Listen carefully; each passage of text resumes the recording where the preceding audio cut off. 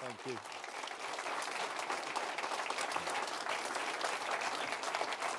Good morning, everyone. Thank you so much. Lovely welcome there. I'm just looking around the room. I see a lot of faces who've been on this journey with me for a long time. Many of you, you know who you all are. You've probably got a feeling of déjà vu, don't you? You've probably got that, but don't have that, because this time we're going to do it, right? We're going to do it. You don't take anything on without doing it, do you, Louise? So let's make sure we do. And lots of new faces as well. Fantastic to be with you all this morning. I was going to speak from notes, but for the reasons Louise just gave, you can't, can you? You can't speak from notes. I've just got to speak from the heart when it comes to this issue, because it is very, very personal for me right now and for my family. We've kind of lived it in the last few years from the inside, and the only thing you can do is talk from that. Why you can't do this job, in my view, without bringing all of that to it, and kind of then using that emotion, if you like, to kind of make the change and be brave in making that change. And that's what I intend to do, as I'm going to explain. There's lots I can say about what's wrong with the system. I will come to that.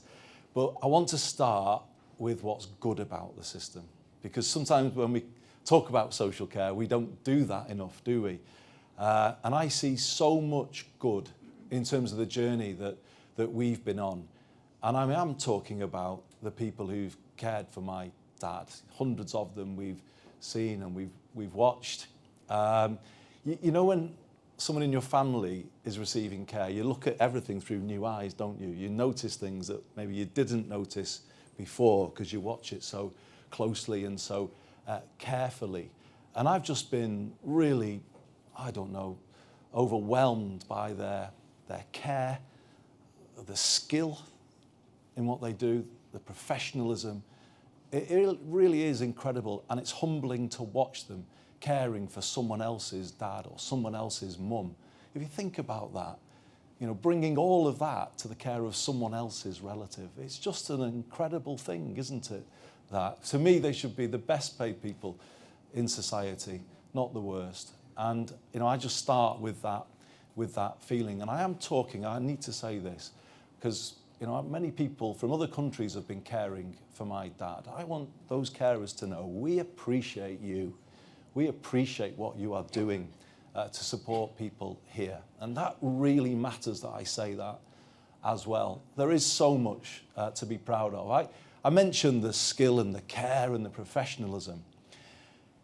I watch sometimes how people communicate with my dad, and they're able to catch a kind of a moment of the old character. It kind of just will come out because of the way they draw in the conversation. And that is an amazing talent to have. But also moving from a wheelchair to an armchair, or from there to a bed without distress or discomfort, it is incredibly demanding and skillful what they do, and that needs to be recognised. I also want to recognise the good organisations, care organisations in all sectors. And as Louise said, we are really lucky to be in one today. I visited Jewish Care here in Enfield with the Member of Parliament, Sarah, 10 years ago, just about. And I remember thinking, well, this is the gold standard. This is how it should be. And we're lucky to have a sister organisation in Manchester called the Fed, leader of Bury Council here today, chair of the LGA. He knows what I mean when I say that's whole person care, Eamon, isn't it? When you know it when you see it, and you see it there at the Fed, you see it here at Jewish Care. I see it at the faith-based charity who run my dad's care home. I see the same. I see good in all sectors. And let's celebrate the good in social care before we turn to the things that we know need to be better. And before we then say, and how have we got to this position? When it comes to the bad, I think there's only one group really to blame, and that's my generation of politicians. It's almost 30 years since the Royal Commission on Social Care. 30 years. And in that time, what did Yvette say? 22 reviews. I mean, it's a major dereliction of public duty that Parliament has not faced up to this, of all challenges, something so fundamental to life as this. It's shameful, to be honest, that politicians have put point scoring before fixing this issue. But that's what's happened. It's created a feeling in Westminster that this is too difficult. And if you take it on, you're taking on too big a political risk. Or how can we have got to a position where it's too difficult to fix the basic care that we give to each other, that fellow human beings receive? I mean, how has Parliament got itself to that position?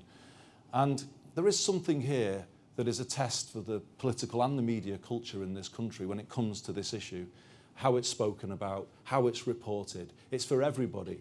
Everybody needs to take on board what is being launched today with this big conversation, because I think everybody needs to engage in it responsibly, needs to remember who they are talking about, what they are talking about, the people who work within it, and to do it respectfully and to do it accurately. I just think that's a really important starting point, and I feel I need to say that. Because the current situation, frankly, is bad for everybody. It's certainly bad for the people who don't get the care that they need. It's estimated today in England around 2 million adults have unmet care needs. Now, think about that for a moment and what that means. I can, again, certainly attest from family experience that it's too hard for the family carers. And the leader of the Liberal Democrats, Ed Davey, was quite right to talk about that on the radio this morning and say how important it is that we see people struggling in their homes, looking after a partner or a relative. It can break people if they're kind of left without that support that they need. In fact, it does break people, and that needs to be recognised. It needs to be recognised that people can see everything they've worked for wiped out by the costs of care. Hundreds of thousands of pounds can just disappear paying for care. Adults with disabilities will say that they face very unfair care charges just to live their life. That needs to be recognised. And let me come back to the staff doing what they do on poverty pay. I've been made aware of somebody homeless working in a care setting, living out of a mobile home. Just again, think about that. How can we enable those staff to give a real sense of security to the people they're looking after if they do not have it in their own lives? And it makes what they do all the more remarkable that they do care in the way that they do. But we cannot take them for granted, and we must not do that. So it's bad for everybody in this, but it's also bad for the National Health Service. And let me just say something about that. Again, I've had experience in the system as it currently is, which is trying to give out care in 15-minute slots, because honestly, that's all that councils say that they can afford for many people. It's fine if the needs are moderate and you can complete the task within that time slot, but what if they're not?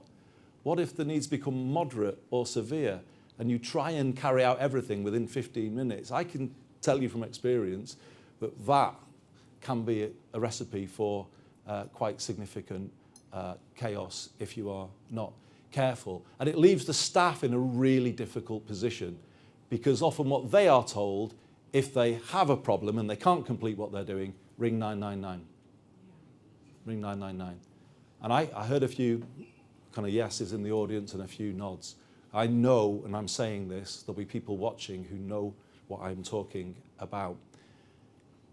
That can be a really frightening experience, because it often isn't the case that that person needs hospitalisation. In fact, you could say it's the worst place for them to end up. But once that process is underway, it's very difficult to stop the drag of the system into hospital and then everything that comes from that. That's bad for the NHS too and the staff who work there. It's a lose-lose situation, because often people then spend a long time in A&E, a long time in hospital, but then fit to be discharged and can't be discharged. It just is a pressure that the NHS struggles to meet. And look at it in the numbers. Today, or on the latest figures, about 6 million people, just there or thereabouts, over 65, are going to A&E every year. Now, some of those will be from social care settings. If you go back to 2010, it was about half, roughly 3 million. So you can see that change in that period. Last month, 13,600 people were deemed medically fit to be discharged, but couldn't be. That was in an average across the month in England. 3,000 people every single day receiving corridor care. Corridor care. The trade unions now are monitoring corridor care. Do you remember there was a time when that was what you called the winter pressures? Well, these are year-round now, and staff in the NHS are trying to deal with those pressures every single day. And there's growing talk of burnout amongst NHS staff because the pressure they are trying to deal with is simply too great. And it's not sustainable. If you think about all of those things, then you know the NHS cannot carry on in that position. And let's not have a conversation about social care as though it lives in its own silo. It doesn't live in its own silo. It's intrinsically linked to the National Health Service and what happens there.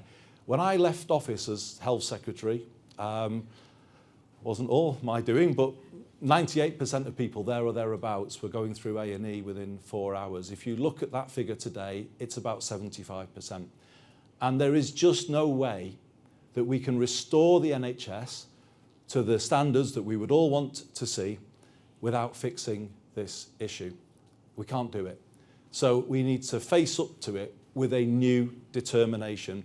We need to bring our best game to this and not the sort of stock in trade of Westminster, business as usual, and just finding a reason to score points rather than actually face up to what's involved here, given that it involves so many vulnerable people, so many underpaid staff, and so many under pressure people in our National Health Service. We need to bring the best of us to solving this issue because it affects all of us in one way or another.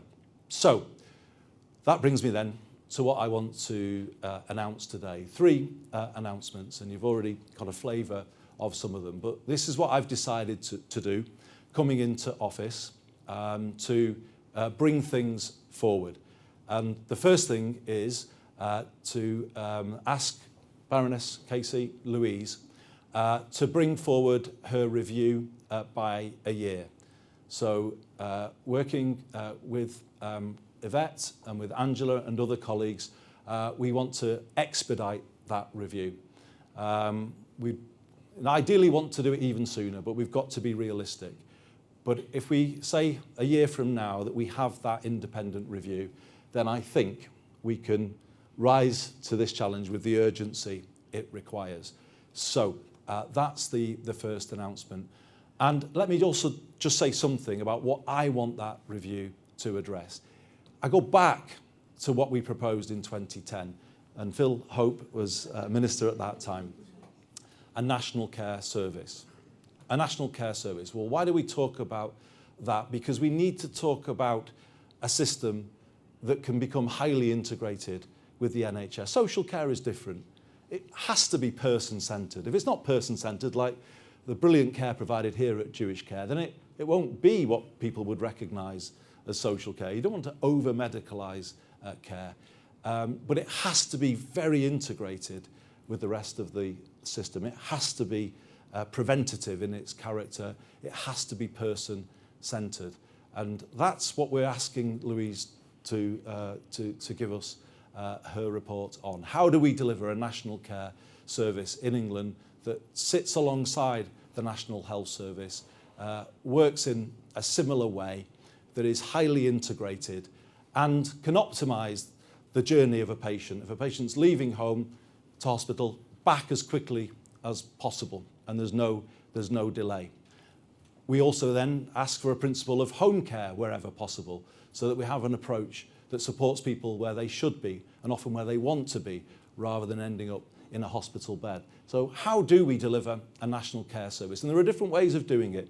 You could do the fully fledged version, or you could do a lesser version, and you could do something in between. And then you have the question of how you pay for all of those options. But that's the stuff of the review, and the big conversation will feed that review.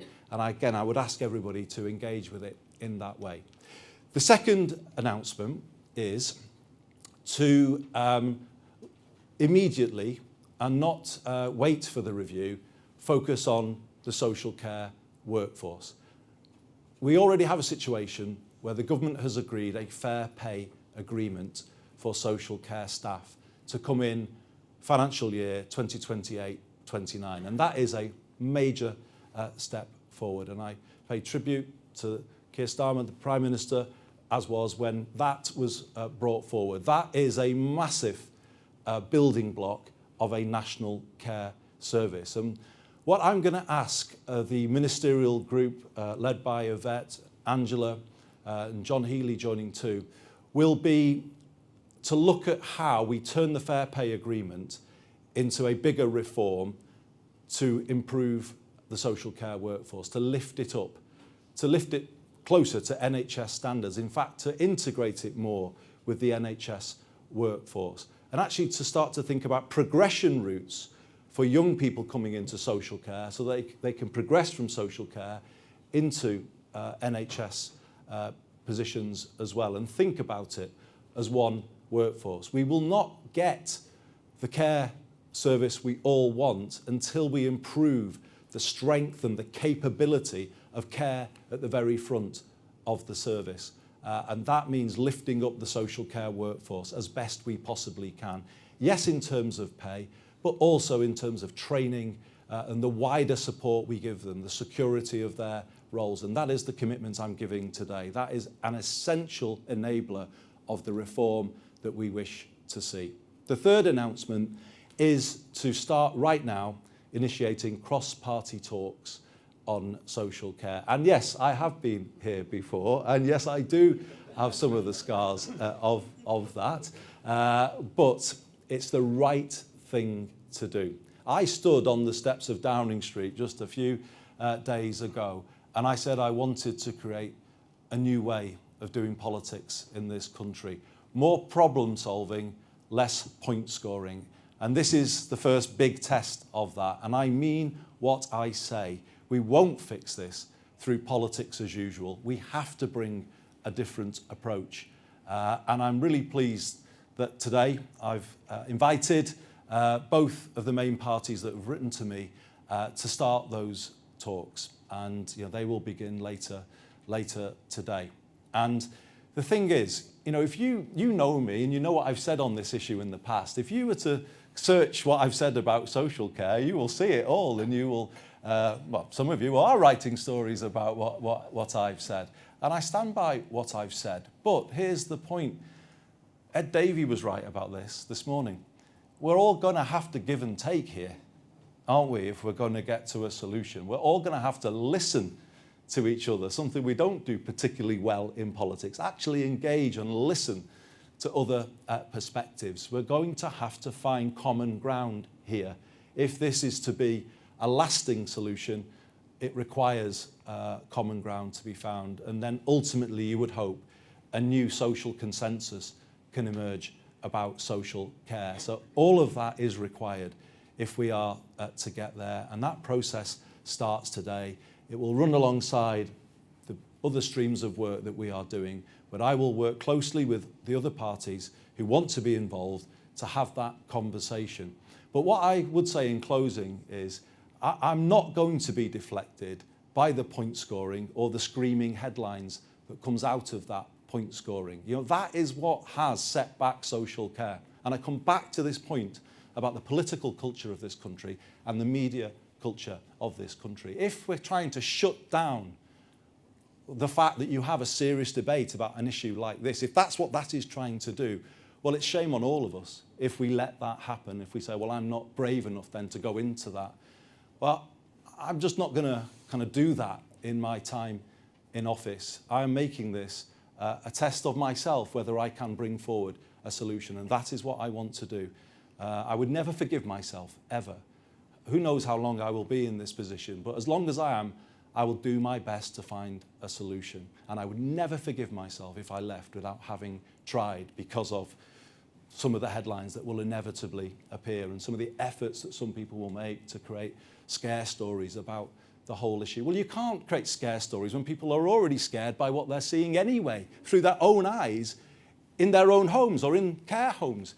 You can't create scare stories for the staff when they're kind of living the life that they have to live. They kind of see it anyway. And, you know, you can have as many headlines as you like about this tax or something else, but when people are losing hundreds of thousands of pounds, everything they've worked for, well, what about them? And it seems that those stories don't really often think about the people who've already lost far, far more, and that indeed almost lost everything. So that's the way I'm coming at it, and I'm no doubt more of those headlines will appear. But I'm just going to be really clear about this. I'm going to stick this out. I'm going to back Louise 100% in what she is doing and her review. I'm going to back Yvette, Angela, and all of the ministerial team as we face up to this together. We're going to do it with strength. We're going to do it with resolution. I'm going to work and reach out with the other political parties, and that's not just a kind of passing statement today. That's a commitment that I'm making today. And why am I going to do it? Why am I going to do all of those things for my dad and the millions like him up and down the country? Thank you very much.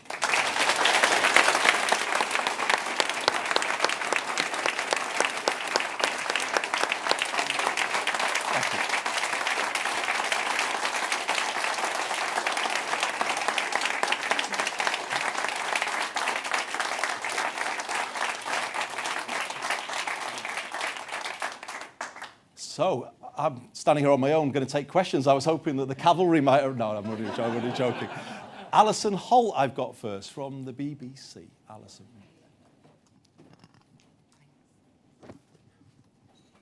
Prime Minister, we've had plenty of cross-party talks before.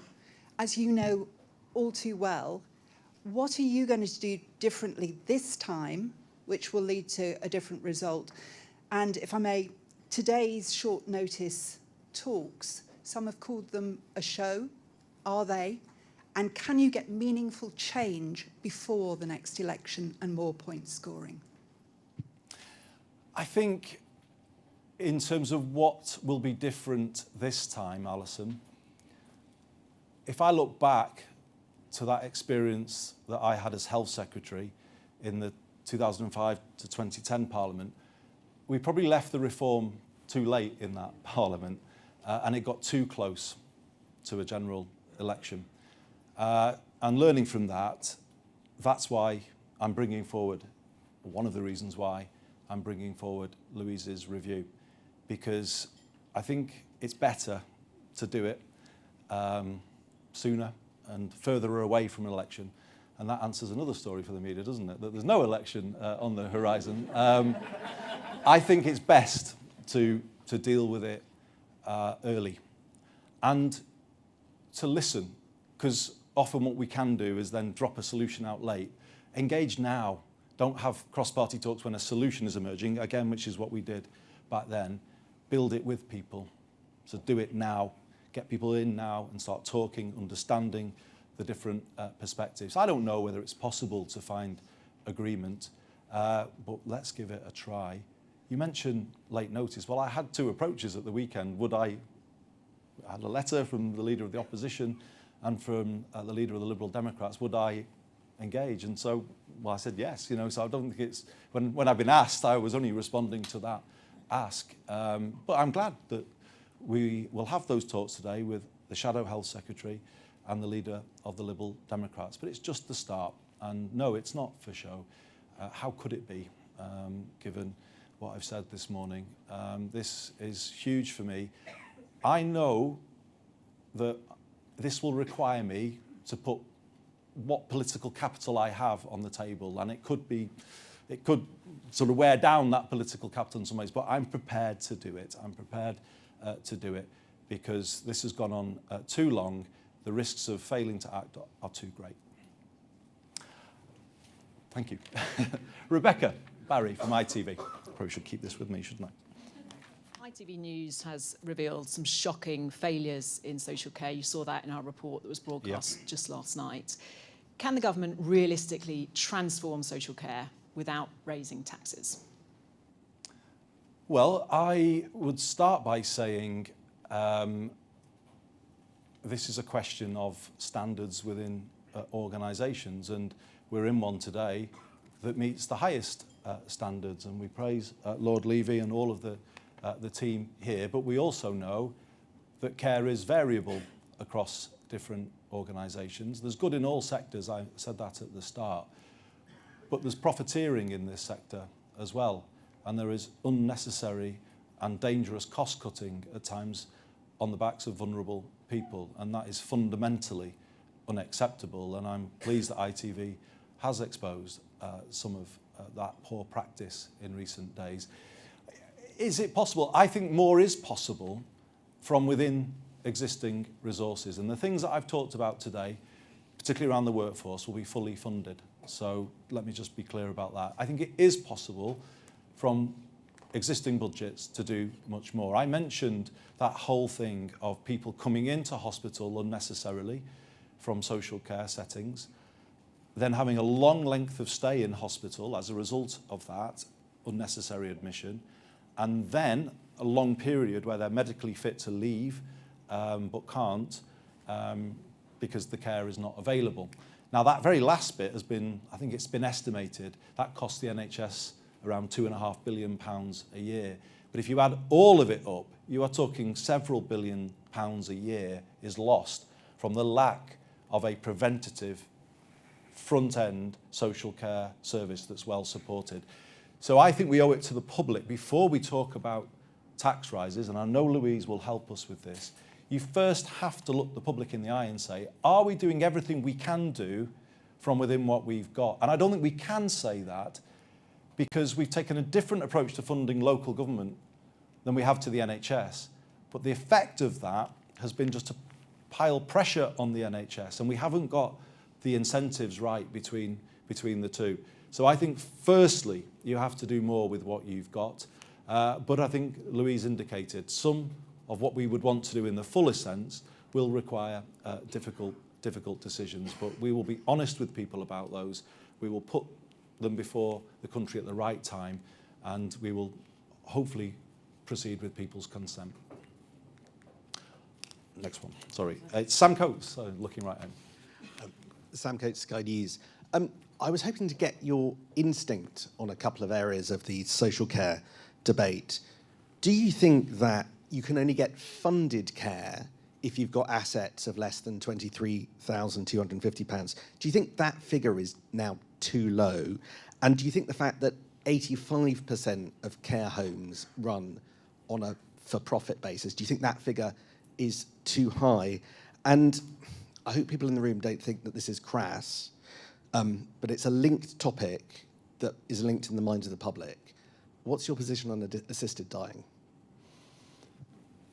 Okay, 23,500 I think is the threshold. So just so everyone watching knows, if people are, whatever you've got, home, pension, savings, can be whittled right down to that floor. And that's why I talked before about hundreds of thousands of pounds being on the table, you know, on the roulette table when people go into a later life, and who knows what can happen to any of us. I think social care in England is as unfair as American healthcare. The vulnerable pay with everything, and it can completely leave them with nothing. And you know, that floor has been in place for a long, long time, and common sense says it can't be fair. Obviously, the Dilnot report looked at that, at those issues, but we're 10 or more years on from Dilnot now. So, you know, those issues will have to be looked at. But it's not the case that the funding and the paying for social care is the only issue. As I've said before, there's a whole other set of issues here that have to be considered.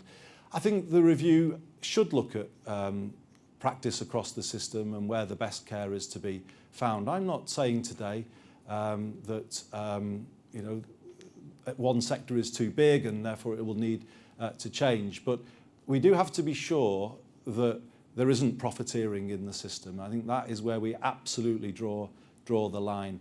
There are good organisations in all sectors, but what we cannot accept is money being taken out. And we actually do see that happening, not just in adult social care, we see it in children's social care too.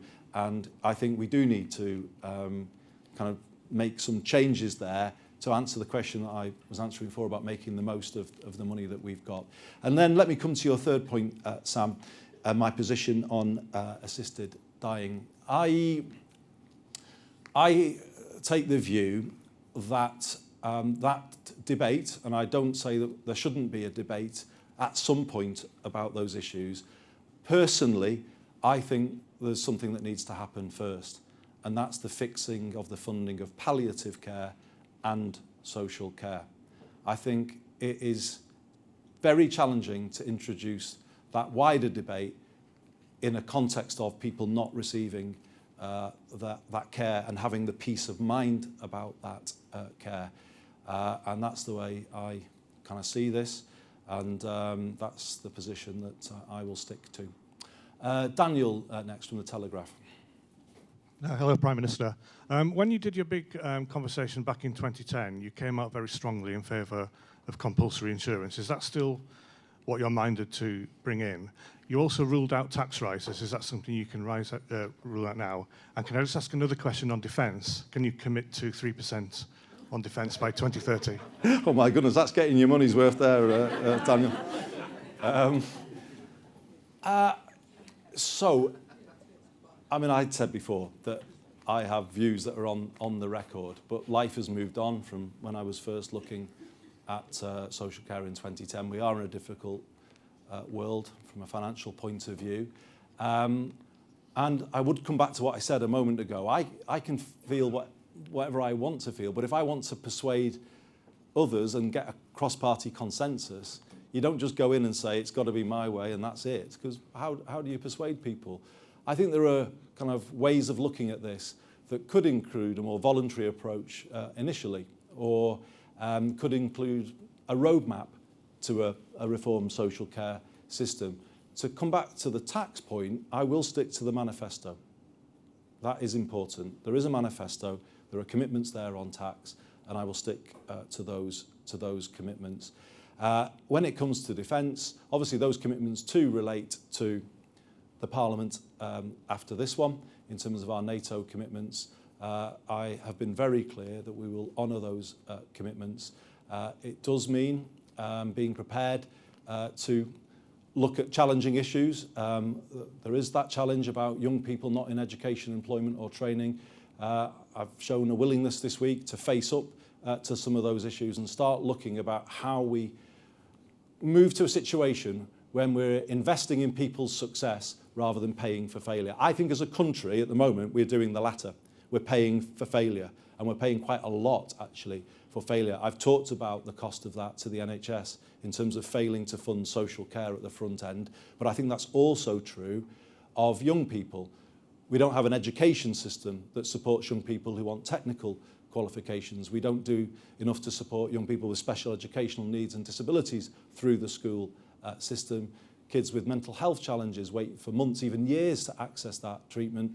You know, then young people are going on to benefits in their 20s. It's the same argument. We've got to start investing in success and helping people succeed rather than paying for failure.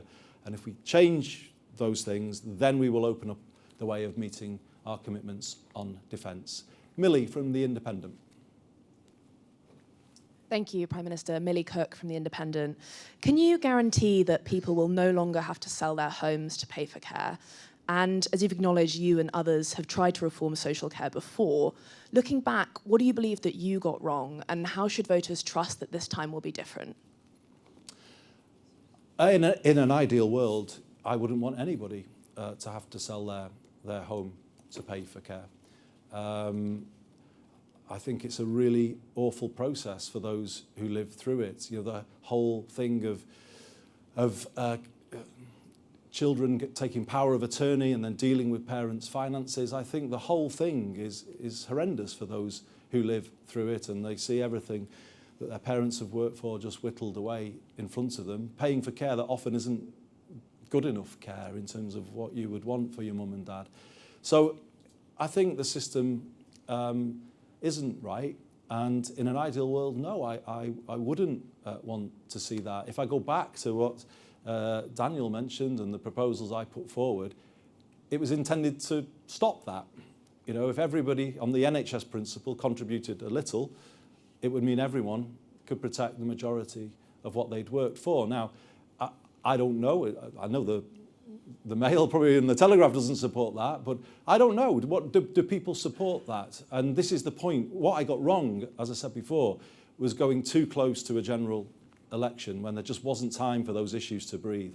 And I do ask colleagues in the media again, can we not let the country look at this in a quite clear-eyed way without all of the hype and the sort of the overwriting of some of these issues? On this issue, I just ask it again, on this issue, please, can we have a factual debate? Can we allow people to weigh up the different options that Louise might put forward and then just come to a considered view based on those facts? Is that too much to ask? I don't think it should be too much to ask, because I think the public will give us their view. They'll make it really clear what they feel they can accept and what they can't. But we won't get to that point if there's all of this stuff swirling around and everyone frightened about everything. That just won't get us there. So we're all in this together.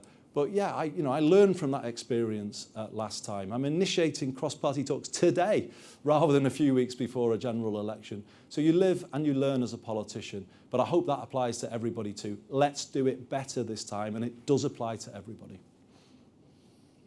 And I think, have I got anyone else to call? I'm just looking to, bear with me. Oh, sorry, Chris. Yeah, I see other hands, and I don't know if we're going into a wider Q&A, unfortunately. Thank you. You mentioned that one of the reasons why the previous 22 efforts had failed was that people were scared about headlines about tax.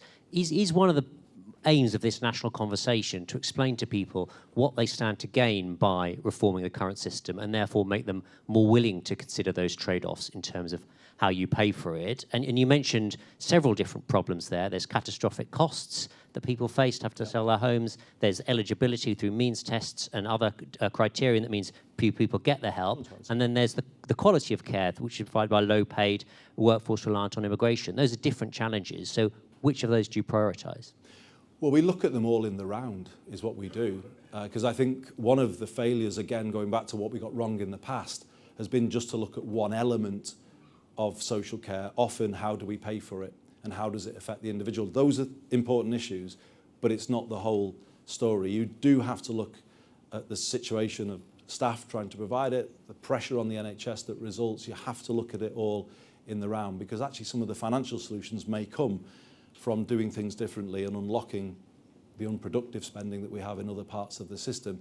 The issue is whether the big conversation will be allowed to open up these issues. That's why I was looking to Louise to see whether she wanted to come back up and just say something on this. The big conversation would be the place where those options could be put out there and people could give their view on their options. It's an independent process, so it's safe in some ways from government coming in and saying what can and can't be said. But Louise, it's over to you. Yeah, I think it's just really important at this stage that we don't overmanage with kind of letting, dare I say it, media decide what questions we should be talking about with the British public. So my view is we need to involve the public in what they think care is, what they want to do themselves as families, what they think is reasonable, what they think they need help with. It's as simple as that. Some of those things can be really small, and yet as a system we make them really difficult, through to them who they think they are prepared to support and who they think their taxes or any other form of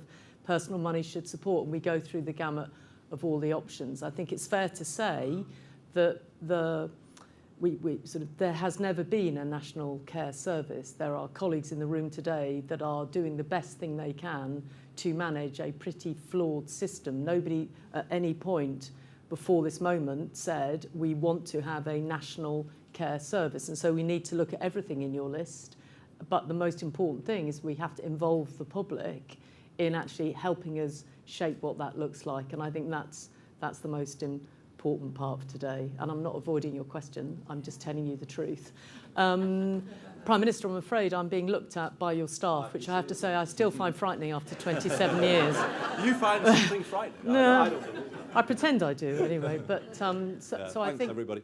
the point now, if it's okay, is if anybody would like a quick chat with Andy, he's really happy to. But we need to just get up and get moving because we've got cross-party talk. Sorry, Andy. I had to do that.